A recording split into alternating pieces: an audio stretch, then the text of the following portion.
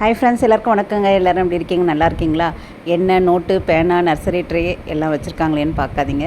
நம்ம இன்றைக்கி விதைகள் விதைக்க போகிறேன். நான் எப்படி விதைக்கிறேன்றது தான் நான் உங்கள்கிட்ட ஷேர் பண்ணிக்கிறேங்க. பேப்பரில் எழுதி ஸ்டிக்கில் ஒட்டி நான் சொருவி வச்சுருவேங்க. அது மழை பெய்யும் போதோ இல்லை நம்ம தண்ணி ஊற்றும் போதோ எழுத்தெல்லாம் காணாமல் போயிடுது. அதேமாதிரி சைட்லேயும் ஒட்டி வச்சு பார்த்து தண்ணி ஊறி அந்த எழுத்துக்களும் நம்ம என்ன விதைச்சோன்றது தெரியாமல் போயிடுது. கத்திரினா எல்லாம் ஒரே மாதிரி இருக்கும், வெண்டைனா எல்லாம் ஒரே மாதிரி இருக்கும். நமக்கு பச்சை வெண்டையா, சிவப்பு வெண்டையா, அப்படியே கத்திரியிலே என்ன ரகன்னு தெரியணும் இல்லைங்களா? அதுக்கு நமக்கு பாட் ரெடி பண்ண சரியாக இருக்கும் இல்லைங்களா? அதுக்காக தான் நம்ம இப்படி ரெடி பண்ணிட்டோம்னா அந்தந்த நாற்றை நம்ம நம்ம ரெடி பண்ணி வச்சுருக்க பாட்டில் வைக்கிறதுக்கு ஈஸியாக இருக்குங்க. இது மாதிரி நான் வரிசை பிரகாரம் எழுதிக்கிட்டேன். அதுலேயும் முதல் வரிசை சந்திர உரையில் விதைச்சேன். அன்றைக்கி விதைச்சோம்னா நல்ல ஒரு விளைச்சல் எடுக்கலான்னு ஒரு நம்பிக்கை தான். அதனால் அந்த முதல் வரிசையை மட்டும் விதைச்சி விட்டுட்டேன். இன்றைக்கி ரெண்டாவது வரிசையிலேருந்து என்ன விதைக்கலான்னு பார்க்கலாம் வாங்க. இதில் நான் கொக்கோ பீட்டும் மண்புழு உரமும் மட்டும்தான் கலந்துருக்கேன். ஆனால் நல்லா நம்ம அமுக்கி வைக்கணுங்க. அதாவது ரொம்ப லேசாக வைக்கக்கூடாது. கொஞ்சம் ஓரளவுக்கு நல்லா கொஞ்சம் அழுத்தம் கொடுத்து வச்சோம்னா நம்ம விதைகள் போட்டாலும் நம்ம எடுக்கும்போது அப்படியே வருங்க. வேரோடு நமக்கு அந்த மண்ணும் சேர்ந்து அப்படி வந்துடும். நம்ம லேசாக வச்சோம்னா மண் உடஞ்சி வரும். அப்போ நமக்கு சரியாக வராது. நர்சரி ட்ரேலே விதைக்கும் போது இந்த மாதிரி முறையை பின்பற்றுங்க. முதல் இது ஏற்கனவே நம்ம போட்டுட்டோம். இப்போ ரெண்டாவது வரிசையில் 2 இதுக்கு மட்டும் மரவெண்டை போட்டிருக்கேங்க. அடுத்தது பார்த்திங்கன்னா வெள்ளை வெண்டை. இதை நம்ம அடுத்து 2 குழிக்கு வெள்ளை வெண்டையை போட்டுருவோங்க. நம்ம எடுத்து நாற்று வைக்கும் போது நம்ம கரெக்டாக தொட்டியில் பார்த்து வச்சுக்கலாங்க. அதுக்காக தான் நம்ம இப்படி எழுதி வச்சுக்கிட்டா ஈஸியாக இருக்கும். பேப்பரில் எழுதினாலும் எங்கிட்டாவது காற்றுல பறக்கட்டும். ஏதாவது நோட்டில் எழுதிக்கிட்டோம்னா நம்ம எடுத்து பார்க்க கொஞ்சம் ஈஸியாக இருக்குங்க. அதையும் போட்டாச்சு. போட்டு நல்லா மண்ணை கொஞ்சம் மேலே கையால் மட்டும் அழுத்தி விட்டால் போதுங்க. அடுத்து சிவப்பு வெண்டைங்க. அது 3 குழிக்கு போட்டுக்கலாங்க. ரெண்டாவதுல லாஸ்ட்டும் 3வது வரிசையில் 1ஆவதும் 2ஆவதுக்கும் இப்படி போட்டுருவோங்க. போட்டு நல்லா மண்ணை அணைச்சி விட்டுருவோம். மர வெண்டை மட்டும் ஃப்ரெண்டு கொடுத்ததுங்க. இந்த வெள்ளை வெண்டை, சிவப்பு வெண்டைலாம் நான் கிருஷ்ணா சீட்ஸில் தான் வாங்கினதுங்க. அடுத்து யானைத்தந்தை வெண்டை. இதுவும் நான் கிருஷ்ணா சீட்ஸில் தான் வாங்கினது. ஒரு 3 குழிக்கு 3ஆவது வரிசையில் லாஸ்ட்டு 3 குழியில் இதை போட்டுப்போம். இது எல்லாமே நான் டைரியில் எழுதி வச்சுருக்கேங்க.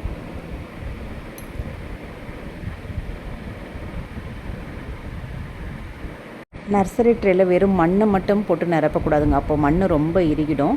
அதனால் கொஞ்சம் கொக்கோ பீட்டு, தொழு உரம் அது மாதிரி ஏதாவது ஒன்று கலந்து தான் நம்ம போடணும். அடுத்தது பார்த்திங்கன்னா தம்பட்டை அவரைங்க. இது ஃப்ரெண்டு கொடுத்தது தான். அதையும் நம்ம போட்டுடலாம். இது விதையே பார்த்திங்கன்னா ரொம்ப பெருசாக இருக்கும். அதனால் ஓரளவுக்கு நல்லா மண்ணை கொஞ்சம் மூடி விட்டுருவோங்க. அடுத்து 2 குழிக்கு செடி அவரை போடுவாங்க. என்கிட்ட 2 விதை தான் இருந்துச்சு. அதனால் 2 தான் போடுறேன். செடி அவரை ஒரு 4-5 போட்டோம்னா நமக்கு நிறைய அவரைக்காய் கிடைக்குங்க. இப்போதைக்கு 2 மட்டும் போடுறேன். ஏன்னா கொடி அவரைகள் நிறைய கொடுத்துருக்காங்க ஃப்ரெண்டுன்னு சொல்லியிருந்தேன் இல்லைங்களா? அதை கொஞ்சம் போட்டுப்போம் அப்படின்ட்டு. ஆனால் விதையும் இதான் என்கிட்ட இருக்குது. இது நம்ம வீட்டிலருந்தே எடுத்த விதைகள் தான். எடுத்தேன், கொஞ்சம் எல்லாருக்கும் ஷேர் பண்ணிட்டேன்.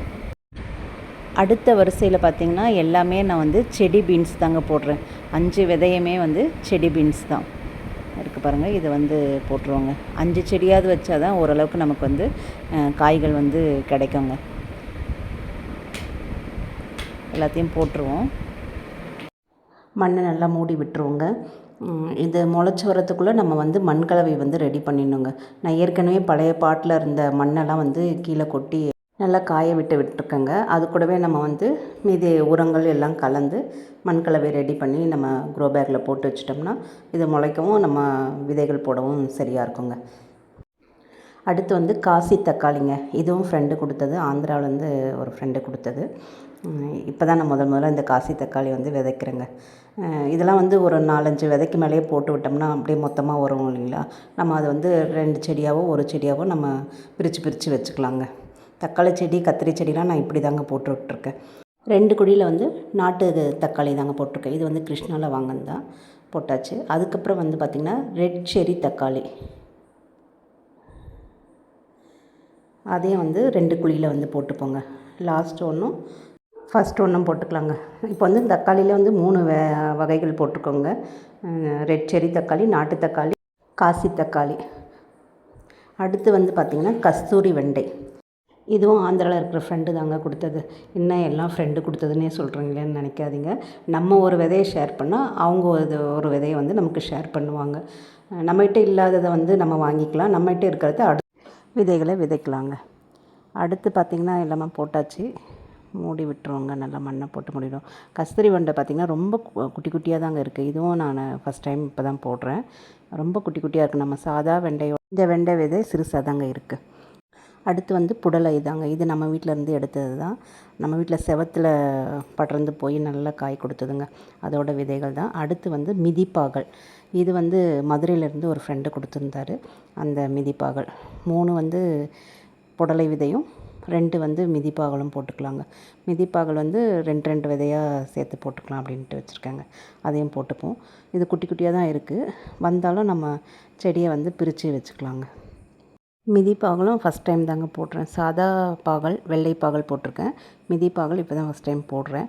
அடுத்து வந்து கொத்தவரை. இது வந்து இப்போ நான் அக்ரியில் போயிட்டு வரும்போது வாங்கிட்டு வந்ததுங்க. இது வந்து 5 குழிக்குமே போட்டுருவோம். கொத்தவரையும் ஒரு 4-5 செடி இருந்தால் தான் நமக்கு ஓரளவுக்கு காய் கொடுக்கும். அதனால் 5 இதுலையுமே நம்ம கொத்தவரையே போட்டுப்போங்க. ஏற்கனவே நான் கொத்தவரையெல்லாம் போட்டிருக்கேங்க. ஆனால் ஹைட்டாக வரும் செடி. ஹைட்டாக வந்து நல்லா மேலே கொத்து கொத்தாக காய்க்கும். இது வந்து குட்டி ரகம்னாங்க. அதனால தான் இதை வாங்கிட்டு வந்திருக்கேன். பார்ப்போம் இது எந்த அளவுக்கு காய் பிடிக்குதுன்னு பார்ப்போம். போட்டு விட்டாச்சுங்க. லாஸ்ட்டு ஒரு குழி தான் இருக்குது. இதில் வந்து பார்த்திங்கன்னா ஃபுல்லாகவே வந்து பச்சை மிளகாய் தாங்க போட போகிறேன். பச்சை மிளகாயிலே ஒரு 2-3 வகை இருக்குது. நீல பச்சை மிளகாய், காந்தாரி மிளகாய், இது ஹைப்ரிட் விதை தாங்க. மஞ்சள் குடை மிளகாய்ங்க. இது கிருஷ்ணர் சீஸில் வாங்கிட்டு வந்து கடைசி வரிசையில் இந்த 3மே வந்து நம்ம போட்டு விட்டுறலாங்க. இந்த வீடியோ கொஞ்சம் லென்த்தாக தான் இருக்குது. ஆனால் உங்களுக்கு வந்து பயனுள்ளதாக இருக்கும்னு நினைக்கிறேன். ஃபஸ்ட் டைம் விதைக்கிறவங்களுக்கு இது வந்து பயனுள்ள தகவலாக இருக்கும்னு நினைக்கிறேங்க. அதுக்கப்புறம் வந்து என்கிட்ட பூவாளியும் இருக்குது. இப்போ ஃபஸ்ட் டைம்ன்றதுனால நான் சின்ன வாட்டர் பாட்டில் வந்து மேலே வந்து ஓட்டை போட்டு அதில் தண்ணி ஊற்றி அதை தான் இப்போ வந்து ஸ்ப்ரே பண்ண போகிறேன். நம்ம இந்த விதைகள்லாம் முளைச்சி வர வரைக்கும் நம்ம இது மாதிரியே யூஸ் பண்ணிக்கலாங்க. பூவாளினால நிறைய தண்ணி விழுந்துடும். அதனால் நம்ம சின்ன பாட்டிலாக அப்படி நம்ம ஹோல்ஸ் போட்டு யூஸ் பண்ணோம்னா ஈஸியாக இருக்குங்களா. நிறைய தண்ணி போட்டாலும் விதைகள் மேலே வந்துடும் மண்ணை விட்டு. அதனால் இப்படி யூஸ் பண்ணுங்கள். ஓகேங்களா? ஓகே ஃப்ரெண்ட்ஸ், பாருங்கள். பிடிச்சிருந்தால் லைக் பண்ணுங்கள், சப்ஸ்கிரைப் பண்ணுங்கள். நீங்களும் ஆடிப்பட்டத்துக்கு நல்லா விதைச்சி நல்லா அறுவடை எடுங்க. ஃபஸ்ட் டைம் தோட்டம் வைக்கிறவங்களா இருந்தால் ஒரு 10 செடியாவது வைங்க. அதில் நம்ம காய்கள் பார்க்கும்போது மேலும் நம்ம தோட்டத்தை விரிவுபடுத்தணுன்ற ஒரு ஆசை வருங்க. இயற்கையை நேசிப்போம், விவசாயத்தை காப்போம். நன்றிங்க.